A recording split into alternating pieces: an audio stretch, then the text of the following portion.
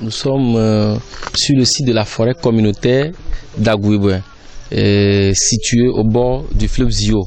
C'est pour ça qu'on l'appelle forêt communautaire Zionou, qui appartient au canton d'Agouiboué.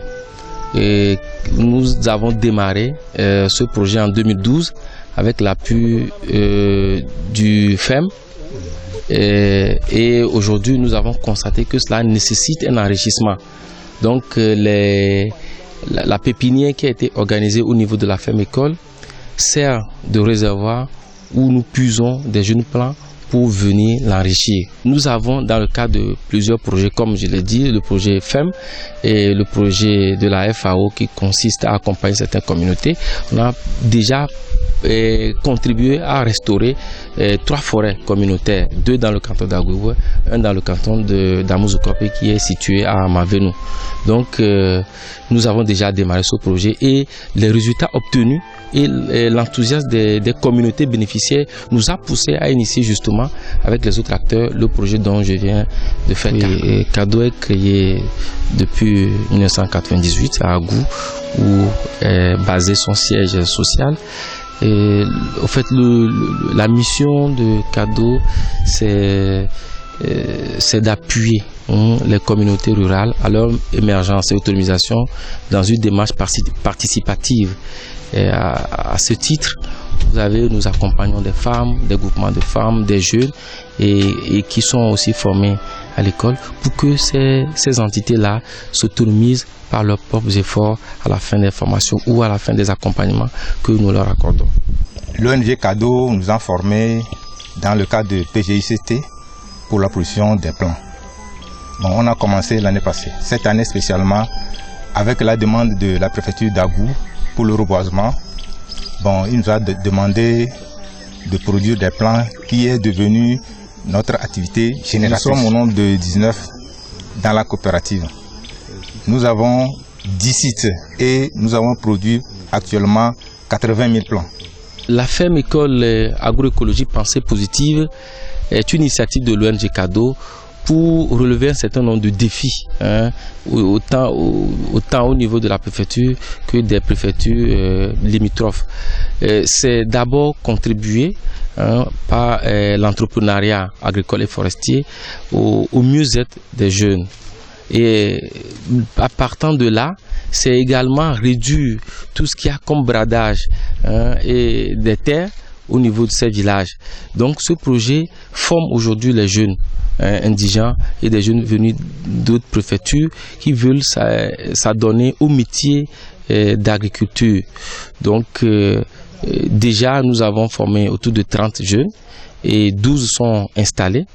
Et aujourd'hui nous en sommes fiers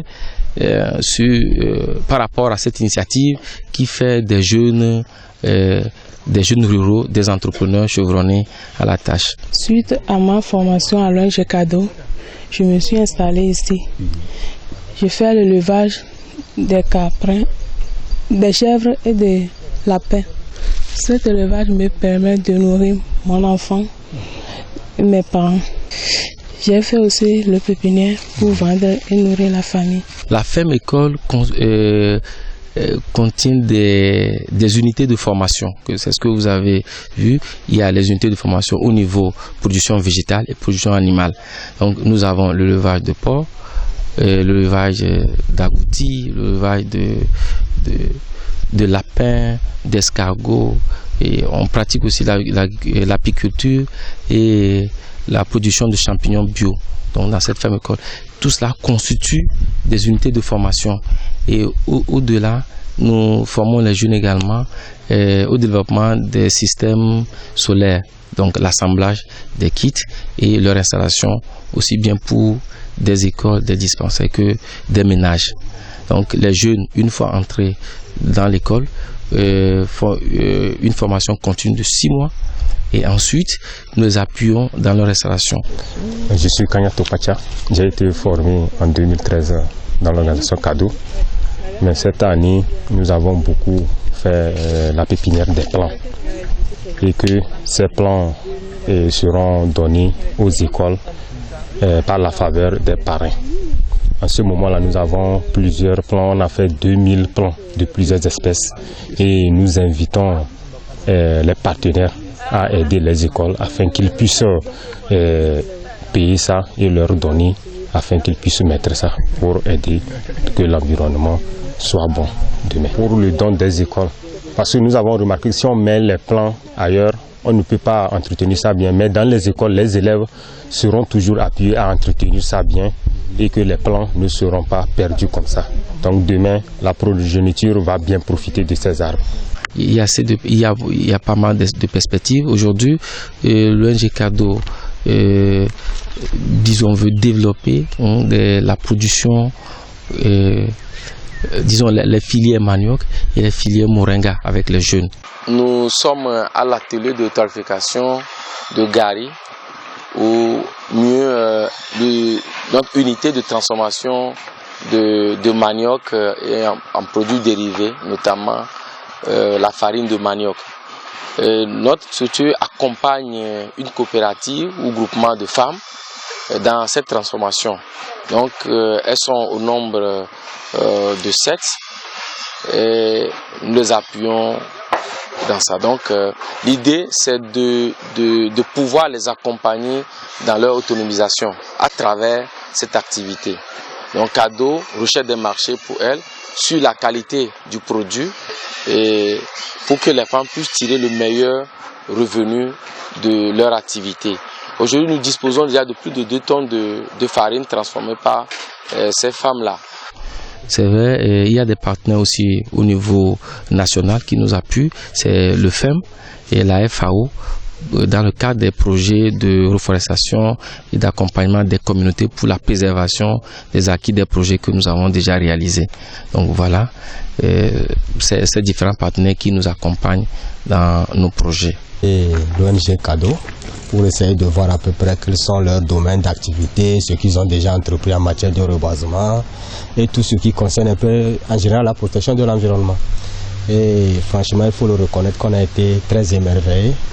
Parce que comme on l'a toujours dit, quand on est dans nos bureaux, c'est vraiment difficile de voir vraiment que des gens ont plein d'initiatives sur le terrain.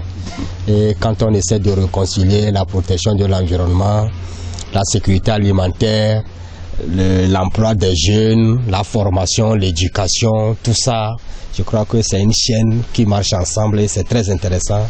Et je crois que le compte rendu sera remonté aux autorités les plus compétentes et le décideur tiendra compte vraiment de cette réalité sur le terrain pour revoir un peu les priorités dans son financement. Je suis Johan Faré de l'entreprise Kinomé, une entreprise sociale et solidaire basée en France.